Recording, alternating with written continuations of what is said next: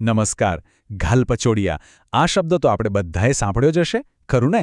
પણ શું આપણે એને બરાબર સમજીએ છીએ? ચાલો આજે સાથે મળીને આ રોગની ઊંડાણમાં જઈએ અને એની પાછળનું વિજ્ઞાન સમજીએ. તો આ આખી વાતમાં આપણે શું જાણવાના છીએ? જુઓ, પહેલાં તો આપણે આ વાયરસને જ ઓળખીશું, પછી એ સમજીશું કે ફેલાય છે કેવી રીતે, એના લક્ષણો કેવા હોય છે, એ કેટલો ગંભીર બની શકે છે, અને હા, સૌથી અગત્યનું, એનાથી બચવા માટે આપણે શું કરી શકીએ.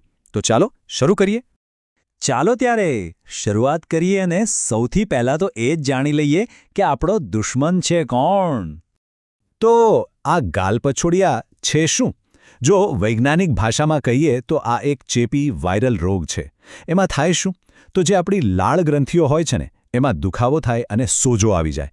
અને હા, એની સાથે તાવ અને બીજી તકલીફો પણ થઈ શકે છે. હવે જરા આ વાયરસની કુંડલી પર નજર કરીએ. એનું નામ છે મમ્સ વાયરસ અને એ આવે છે પેરામિક્સોવિરિડે પરિવારમાંથી. એક આરએનએ વાયરસ છે. હવે આ બધું સાંભળીને ગભરાવાની જરૂર નથી. સરળ શબ્દોમાં એક એવો સૂક્ષ્મજીવ છે જે આપણા શરીરમાં ગડબડ કરી શકે છે. અને હા, આ વાયરસ એના પરિવારમાં એકલો નથી. એના ભાઈબંધુ પણ છે, જેમને આપણે ઓળખીએ છીએ, જેમ કે ઓરી અને પેરાઇન્ફ્લુએન્ઝા વાયરસ. આ બધા જાણે એક જ ખાનદાનના હોય એવું છે. હવે આ વાત બહુ જ મહત્વની છે. જરા ધ્યાનથી સાંભળજો.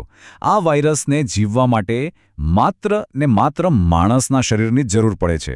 એ કોઈ પ્રાણીમાં રહી નથી શકતું. હવે આ વાત કેમ આટલી અગત્યની છે એ આપણે આગળ સમજીશું.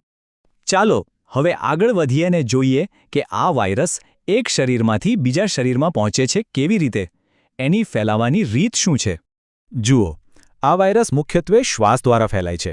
એટલે કે કોઈને ચેપ લાગ્યો હોય અને એ ખાંસી ખાય કે છીંક ખાય તો એના ટીપાઓ હવામાં ફેલાય છે અને બીજાને ચેપ લગાડી શકે છે.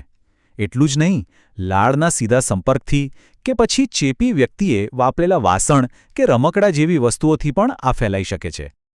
તો શરીરમાં ઘૂસ્યા પછી આ વાયરસ કયો રસ્તો પકડે છે? એ મોઢા વાટે અંદર આવે છે, પછી શ્વાસનળીમાં આગળ વધે છે અને ત્યાંથી સીધો આપણી લાળ ગ્રંથિઓ પર હુમલો કરે છે.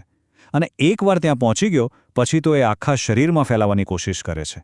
16 થી 18 દિવસ આટલો સમય લાગે છે વાયરસ શરીરમાં આવ્યા પછી અને બીમારીના પહેલા લક્ષણો દેખાવાની વચ્ચે.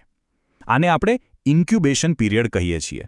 આ એક શાંત સમય છે જ્યારે વાયરસ અંદર જ અંદર વધી રહ્યો હોય છે.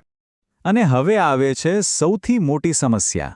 ગાલ પર સોજો દેખાય એના 2 દિવસ પહેલાંથી જ દર્દી બીજા લોકોને ચેપ ફેલાવવાનું શરૂ કરી દે છે. વિચારો, કોઈને ખબર પણ ન હોય કે એ બીમાર છે અને એ વાયરસ ફેલાવી રહ્યો હોય. આ જ કારણ છે કે ગાલપછોડિયા આટલી ઝડપથી ફેલાય છે. તો ઠીક છે, ચેપ લાગી ગયો, પણ એ પછી ખરેખર થાય છે શું? આ બીમારીનો અનુભવ કેવો હોય છે? ચાલો એના અલગ અલગ તબક્કાઓ જોઈએ.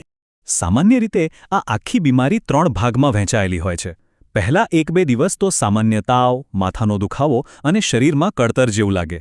પછી આવે છે મુખ્ય તબક્કો, જેમાં ગાલની ગ્રંથિઓમાં ભયંકર દુખાવો થાય છે અને સોજો આવી જાય છે.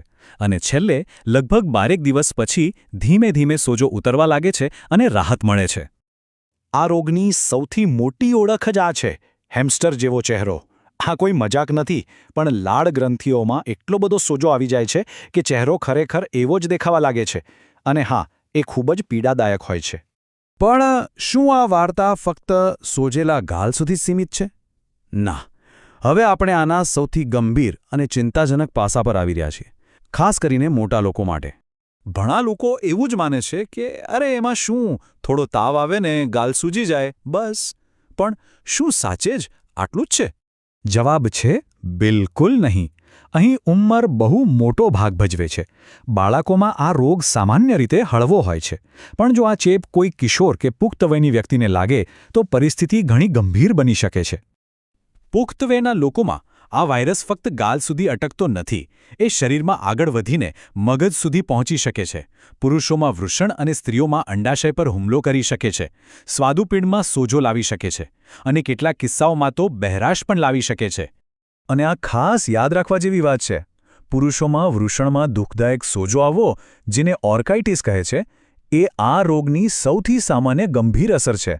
અને દુર્ભાગ્યે કેટલાક કેસમાં તેના કારણે વંધ્યત્વ એટલે કે સંતાન પેદા કરવાની ક્ષમતા પર પણ અસર પડી શકે છે.